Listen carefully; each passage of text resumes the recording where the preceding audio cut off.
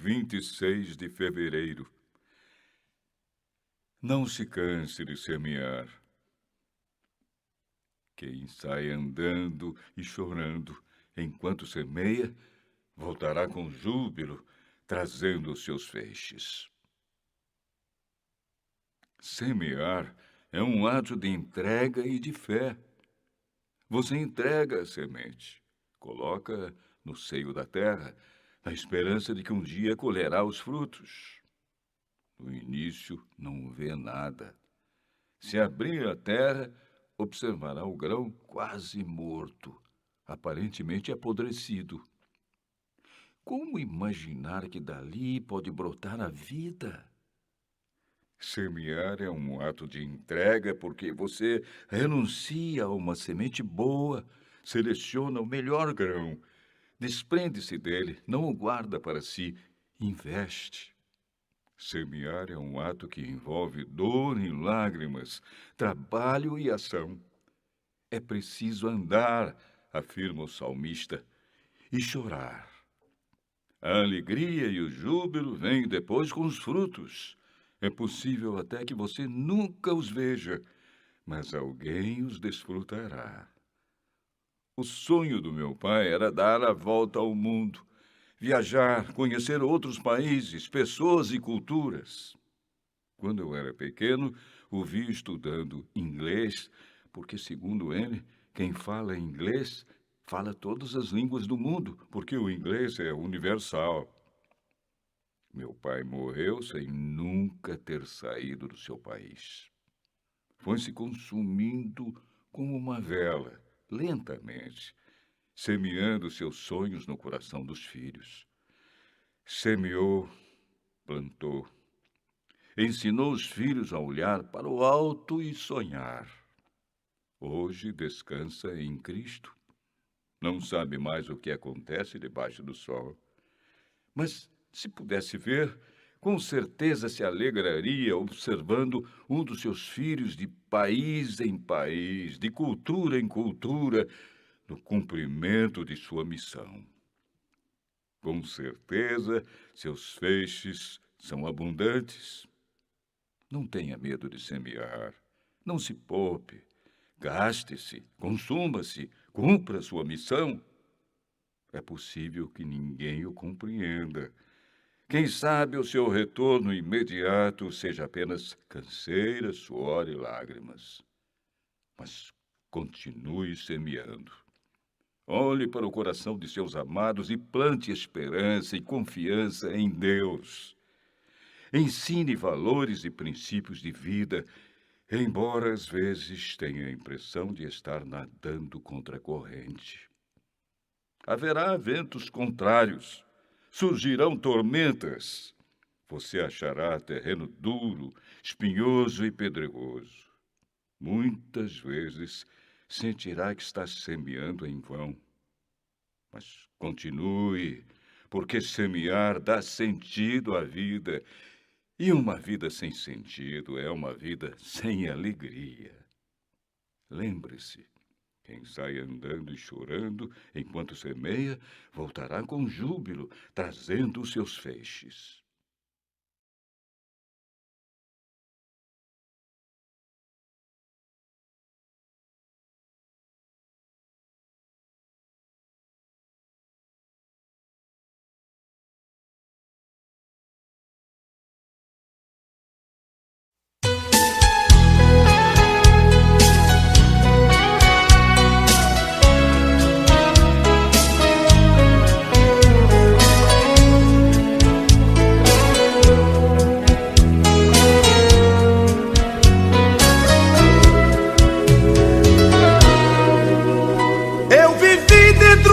Calabouço, aprisionado sem poder sair. Para mim era o fim do mundo, a vontade era sair dali. O inimigo fez de tudo pra minha vida acabar, mas apareceu um homem que estendeu a mão para me ajudar.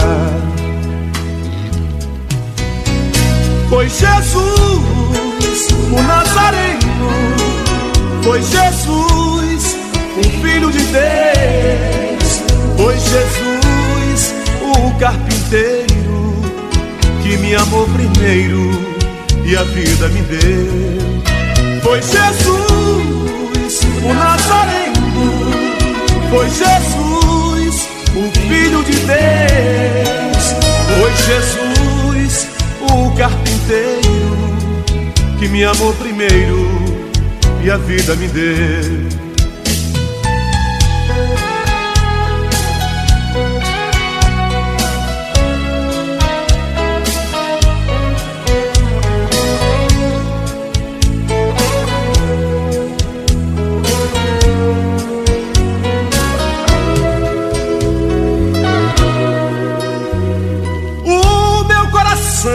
Batia forte, como quem diz, é o fim. Pensei, tudo está perdido, não aparece um amigo que tenha pena de mim. Mas quando eu estava chorando, ouvi alguém falando, dizer-me assim: não temas, eu estou contigo.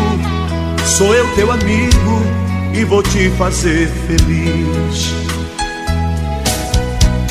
Foi Jesus, o Nazareno, foi Jesus, o Filho de Deus, foi Jesus, o carpinteiro, que me amou primeiro e a vida me deu.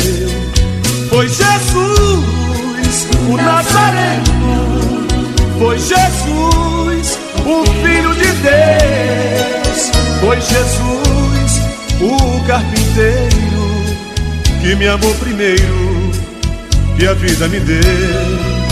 Foi Jesus, o Nazareno, foi Jesus, o Filho de Deus, foi Jesus, o carpinteiro, que me amou primeiro e a vida me deu,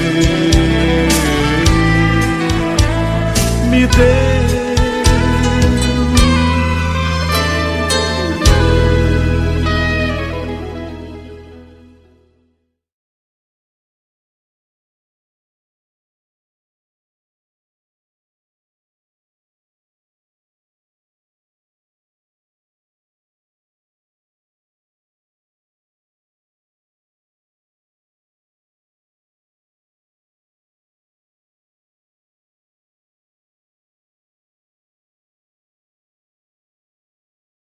O tema da mensagem é: Deus quer algo mais de você. Irmãos, às vezes nós conduzimos as nossas vidas achando que o que nós estamos fazendo já é o suficiente. E às vezes não paramos para observar que Deus, às vezes, Ele está querendo algo mais de nós. E a mensagem de hoje, apesar de ser objetiva, tem algumas lições que nós podemos extrair para as nossas vidas. Lucas capítulo 22, versículo de número 39, está escrito: E, saindo, foi como costumava para o Monte das Oliveiras, e também os seus discípulos o seguiram. Para um pouquinho. Aqui menciona que Cristo foi para o Monte das Oliveiras orar, apresentar a Deus ali o andamento da obra, o andamento do propósito de Deus aqui na terra, através da vida dele. Mas a Bíblia relata que os discípulos seguiam. Os discípulos estavam o quê? Com Jesus. Onde é o lugar do discípulo? O lugar do discípulo é com Cristo. O lugar do discípulo é andando com Jesus, é estando com Jesus, que hoje é representado pela palavra, pelos ensinamentos bíblicos. Mas nós encontramos no dia de hoje, irmãos, muitos seguidores, discípulos de Cristo, bebendo, pulando carnaval, estão fazendo e estão em um lugar que não é para estar. Estão fazendo algo que não é para fazer. Mas continuando. Lucas capítulo 22, versículo 40. E quando chegou àquele lugar, disse-lhes: orai para que não entreis em tentação. Cristo chegando naquele local para orar, ele falou para os seus discípulos: vocês agora vão orar. Orem para não entrar em tentação. Então, a oração, ela serve para impedir que o discípulo de Cristo caia, ceda à tentação. A oração não vai impedir da tentação vir. Só que a oração, ela impede do discípulo de Cristo cair na tentação. Então, o desejo de errar, ser tentado em errar, é uma coisa. Errar é outra. Então, se a pessoa está errando constantemente, está faltando oração. Porque a oração, ela serve para fortalecer a fé do discípulo, para que ele não caia. Então, aqui nós encontramos Cristo entregando para os discípulos uma missão. Olha, eu vou orar aqui, vocês vão ficar aqui em oração. Continuando. Lucas capítulo 22, versículo 41 ao 43. E apartou-se dele cerca de um tiro de pedra, ou seja, se distanciou um pouco. E pondo-se de joelhos, orava dizendo: Pai, se queres, passa de mim este cálice. Todavia não se faça a minha vontade, mas a tua. E apareceu-lhe um anjo do céu que o fortalecia. Cristo se ausentou dos discípulos, foi orar à parte, e ali ele apresentou para Deus o desejo do coração dele. Primeiro lugar, qual era o desejo do coração dele? Fazer a vontade de Deus. Mas o que era que o coração dele não estava querendo fazer? O que ele estava desejando não passar? Era justamente pela crucificação. Então Cristo não queria ser crucificado. Cristo não queria passar por aquele momento de humilhação, de tortura. E ali ele começa a falar com Deus. Ele pede para Deus: se possível, passa de mim este cálice. Mas ele finaliza falando: cumpra-se a tua vontade. Aqui nós temos uma lição, irmãos. O servo de Deus tem coisas que ele vai ter que fazer que ele não quer fazer. Às vezes na vida a pessoa vai ter que fazer algo que a pessoa não quer fazer, mas que Deus quer que a pessoa faça. E a pessoa tem que fazer o quê? Ter um espírito humilde o suficiente para estar disposto a obedecer a Deus. Que seja feita a vontade de Deus e não a sua. O servo de Deus que não tem esse cuidado, ele vai sempre estar se precipitando na vida. O servo de Deus que não aprende a ser submisso, ele sempre vai estar dando cabeçada na vida. Porque se em um determinado momento Deus falar não, e aquele não de Deus é contra aquilo que ele quer fazer, ele vai ignorar o não de Deus e vai fazer a vontade da carne dele. E ele vai conduzir a vida dele sempre em desobediência à vontade de Deus. A única forma dele obedecer à vontade de Deus é se aquilo que ele desejar estiver de acordo com a vontade de Deus. Porque se estiver contra a vontade de Deus, ele vai ignorar a vontade de Deus e vai fazer sua própria vontade.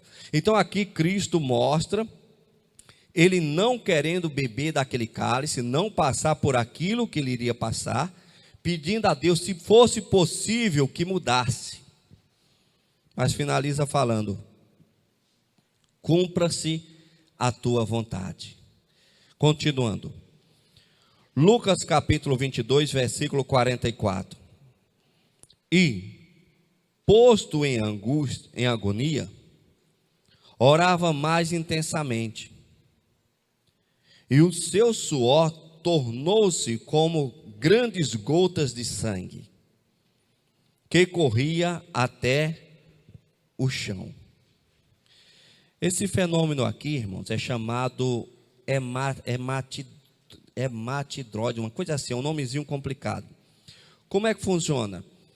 Dependendo do nível de estresse, a pessoa começa a transpirar sangue. Isso que aconteceu com Cristo, transpirar sangue, já aconteceu com outras pessoas também. É um nível de estresse tão elevado, de agonia tão elevada, que faz com que as veias capilares se rompam. E ali a pessoa começa a transpirar sangue. Hematidrose. É chamado o fenômeno. Então imagina aquela agonia que Cristo estava ali sentindo. Porque ele sabia o que iria acontecer. O pecado da humanidade seria lançado sobre ele. Mas naquele momento, ele tinha deixado do lado os seus discípulos fazendo o quê? Em oração. Então Jesus não estava só. Ele estava com os discípulos em oração. Será? Vamos ver o que aconteceu. Lucas capítulo 22, versículo 45 e 46. E levantando-se da oração, veio para os seus discípulos e achou dormindo em tristeza. E disse-lhe: por que estáis dormindo? Levantai-vos e orai, para que não entreis em tentação. Jesus encontrou os discípulos fazendo o quê? Dormindo. Resumindo, Jesus estava só, irmãos. Aqueles que estavam ali com a missão de orar, estavam dormindo. Dormindo de tristeza. Mas o que foi que Jesus mandou fazer? Eles tinham que orar. Tinham que estar clamando para não entrar em tentação. Cristo acorda os discípulos, repreende eles, porque eles estavam dormindo, e vamos ver o que aconteceu. Mateus capítulo 26, versículo 42 e 43. E indo segunda vez, orou dizendo: Pai, se este cálice não pode passar de mim, sem que eu beba, faça-se a tua vontade. E voltando, achou outra vez adormecidos, porque os seus olhos estavam pesados. Cristo acordou os discípulos e voltou a orar. Fez a mesma oração, pedindo para afastar dele aquele cálice, mas finalizava falando: cumpra-se a tua vontade. Quando ele retornou, encontra novamente os discípulos dormindo. E aqui relata que eles estavam com os olhos pesados, estavam cansados. Se você analisar os olhos humanos, parece que os discípulos tinham motivo para estar dormindo. Estavam cansados. Um dia de luta, de batalha, de obstáculo, de tribulação, de perseguição. A princípio já tinham começado uma oração, já tinham orado uma parte, mas o cansaço bateu. Então eles entenderam que deveriam dormir. Cristo retorna a segunda vez e repreende eles mais uma vez. Até parece que Jesus é insensível. Não, irmãos. Tem aquele momento que a pessoa tem que ser mais valente do que o valente. Tem aquele momento que, por mais que você esteja cansado, indisposto, você tem que ser valente, ousado. Tem um momento sim de orar, tem um momento sim de descansar. Mas aqui nós temos que entender que tem pessoas que às vezes estão parando em um momento que tem que avançar. Estão se acomodando em um momento que deve continuar. Ah, mas afinal de contas, eu estou doente. Afinal de contas, a idade chegou para mim. E às vezes a pessoa ela está tomando uma decisão errada. Às vezes Deus está querendo que aquela pessoa ore, que aquela pessoa haja, que aquela pessoa tome uma atitude na vida, e ela está dormindo. Não fisicamente, mas espiritualmente. Continuando. Mateus capítulo 26, versículo 44 ao 45. E deixou-os de novo, foi orar pela terceira vez, dizendo as mesmas palavras. Então chegou junto dos seus discípulos e disse-lhes: dormi agora e repousai. Eis que é chegada a hora, e o Filho do Homem será entregue nas mãos dos pecadores. Cristo foi orar novamente, retornou, os discípulos estavam dormindo de novo. O que eu acho interessante é que Cristo fala: repousai agora. Mas eles iam conseguir repousar? Agora não. Logo em seguida chega Judas com os soldados. Os discípulos iam conseguir dormir? Os soldados iam esperar o cansaço dos discípulos passar? Que nada. Os soldados chegaram, já prendendo Jesus, e os discípulos,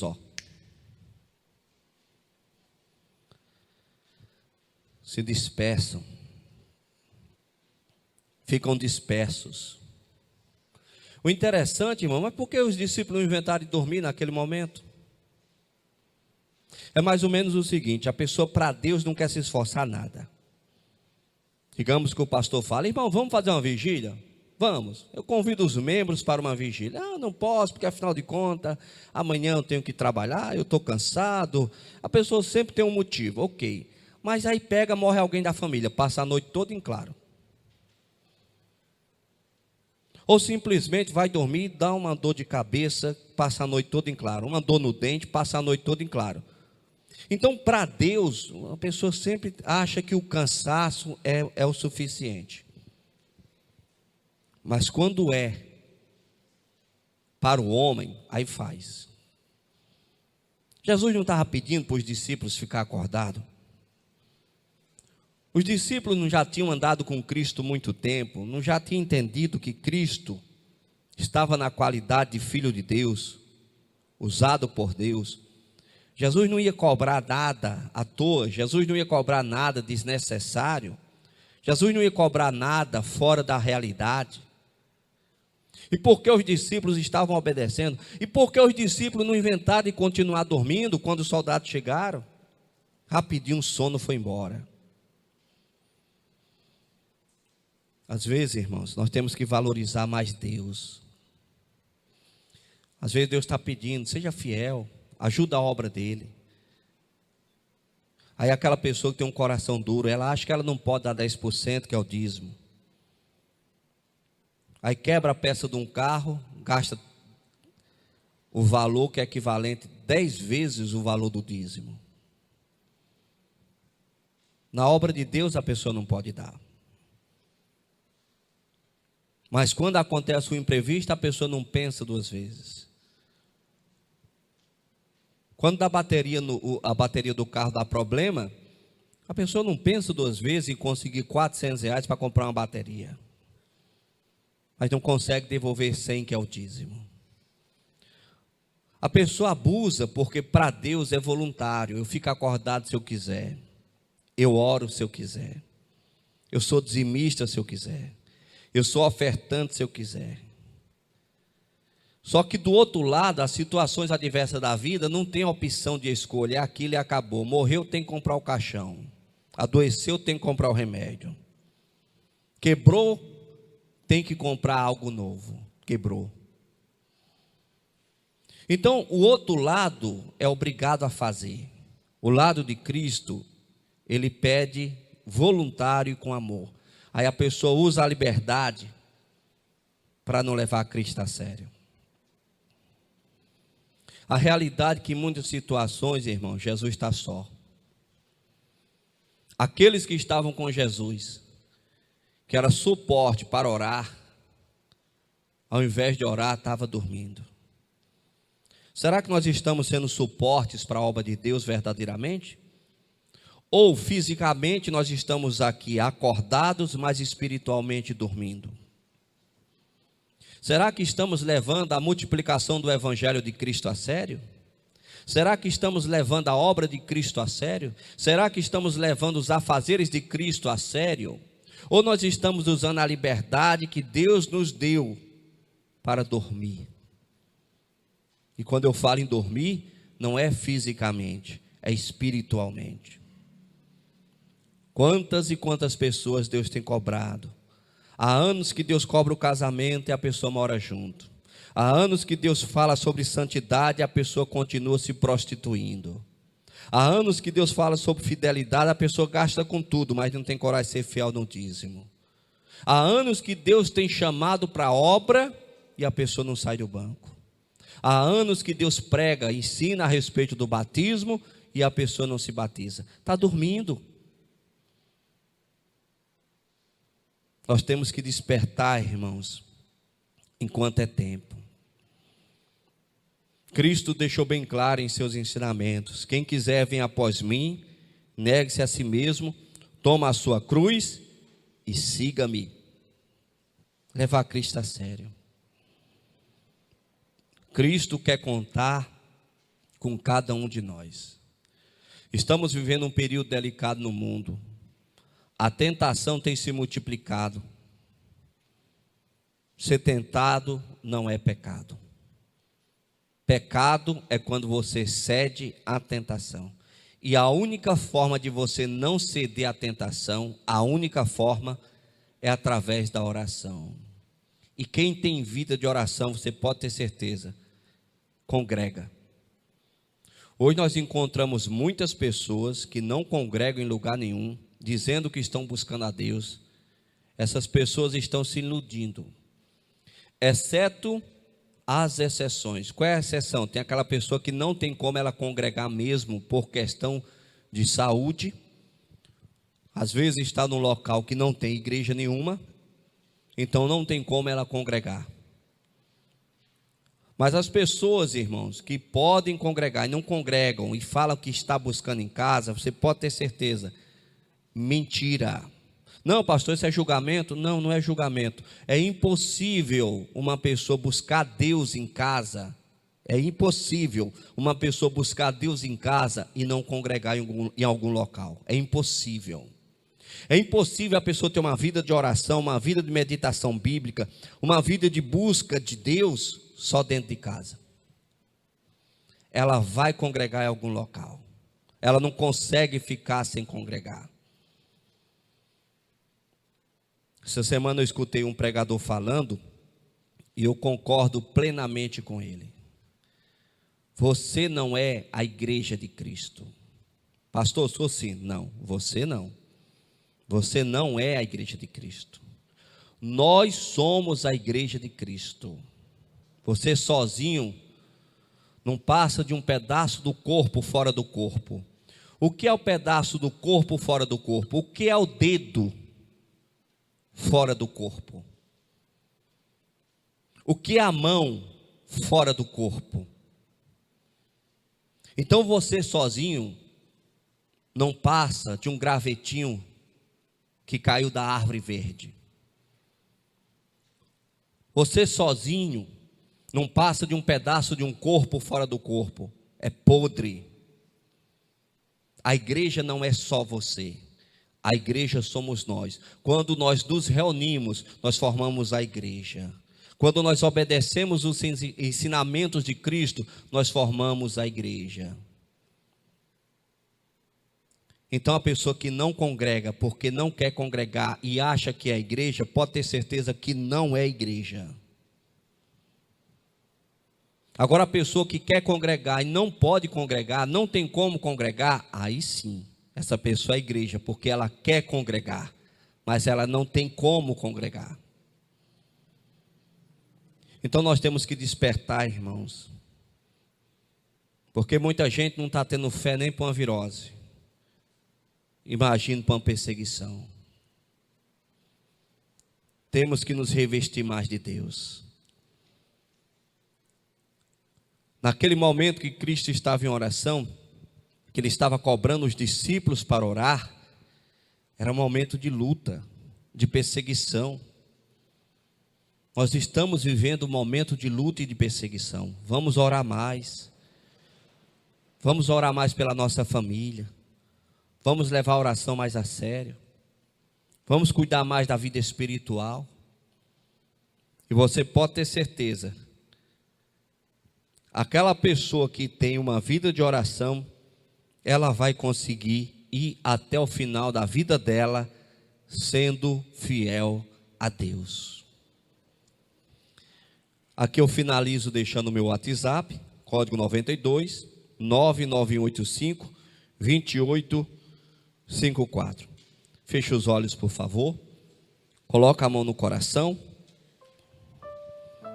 Pai, obrigado, meu Senhor, por esta mensagem que o Senhor nos trouxe. O Senhor quer mais de nós. O Senhor deseja mais. Que o Senhor, que cada um de nós façamos mais para o Senhor. Que o Senhor possa nos conduzir. Os discípulos estavam dormindo num momento que era para estar acordado, mas eles tinham motivo para dormir, mas não era o momento de dormir. A pessoa tem que saber o momento de dormir. Espiritualmente, meu Pai, tem muitas pessoas que estão dormindo. É crente pulando carnaval. É crente não congregando porque está cansado, não ir na igreja porque está cansado. Hoje é minha folga, eu vou dormir mais, eu não vou para a igreja. Pessoas abandonando, meu Pai, o chamado que o Senhor deu, porque tem a sua própria ideologia na mente, a forma que ela acha que deve ser. Não estão atentas ao que o Senhor fala, ao que o Senhor orienta. Pai, traga a direção para cada pessoa. Abençoe, meu Deus, eu te peço, cada uma. É o que eu te peço em nome de Jesus Cristo, para a tua glória. Amém. E você que crê, aplauda o Senhor Jesus Cristo.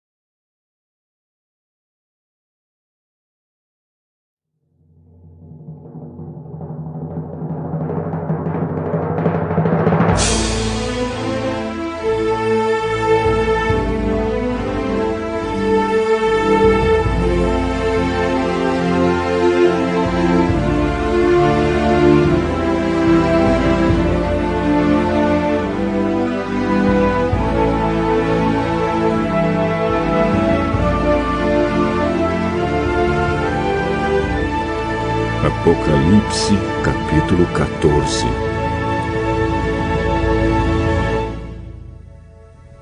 Depois olhei e vi o Cordeiro em pé no Monte Sião. Com ele estavam 144.000 pessoas que tinham o nome dele e o nome do Pai dele escritos na testa delas. Então ouvi uma voz do céu, que parecia o barulho de uma grande cachoeira, ou o som de um forte trovão.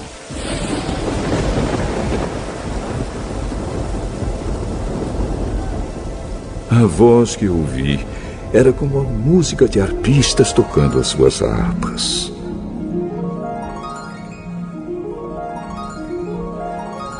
Os 144.000 estavam diante do trono e dos 4 seres vivos e dos líderes, e cantavam uma nova canção que somente eles podiam aprender. De toda a humanidade, eles eram os únicos que tinham sido comprados por Deus. Eram os que se conservaram puros porque não haviam tido relações com mulheres. Seguem o Cordeiro aonde ele vai. Entre todos os seres humanos, eles foram comprados e foram os primeiros a serem oferecidos a Deus e ao Cordeiro. Eles nunca mentiram, nem cometeram nenhuma falta.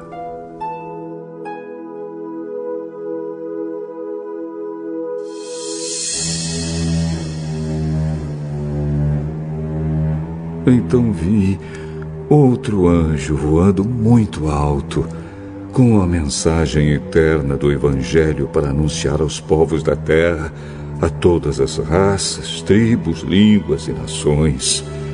Ele disse com voz forte: temam a Deus e louvem a sua glória, porque já chegou a hora de Deus julgar a humanidade. Adorem aquele que fez o céu, a terra, o mar e as fontes das águas. Um segundo anjo seguiu o primeiro, dizendo: Caiu a grande Babilônia. Ela embriagou todos os povos, dando-lhes o seu vinho, o vinho forte da sua terrível imoralidade. Um terceiro anjo seguiu o segundo, dizendo com voz forte: aqueles que adorarem o monstro e a sua imagem, e receberem o sinal na testa ou na mão, beberão o vinho de Deus, o vinho da sua ira, que ele derramou puro na taça do seu furor. Eles serão atormentados no fogo e no enxofre, diante dos santos anjos e do Cordeiro. A fumaça do fogo que os atormenta sobe para todo sempre. Ali não há alívio, nem de dia nem de noite, para os que adoram o monstro e a sua imagem, nem para qualquer um que tem o sinal do nome dele. Isso exige que o povo de Deus aguente o sofrimento com paciência. Esse povo são aqueles que obedecem aos mandamentos de Deus e são fiéis a Jesus.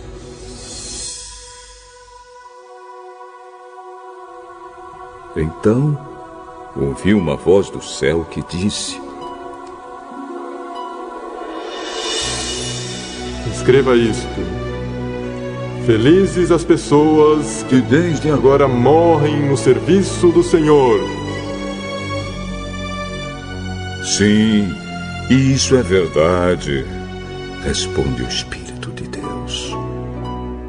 Elas descansarão do seu duro trabalho, porque levarão consigo o resultado dos seus serviços.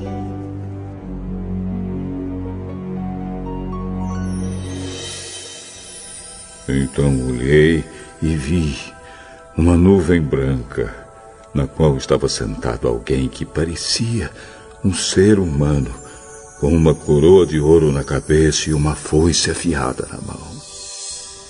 Outro anjo saiu do templo e gritou bem forte para aquele que estava sentado na nuvem: use a sua foice e faça a colheita, porque já chegou a hora de colher.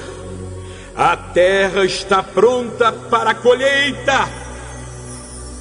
Depois, o que estava sentado na nuvem passou a foice sobre a terra e fez a colheita.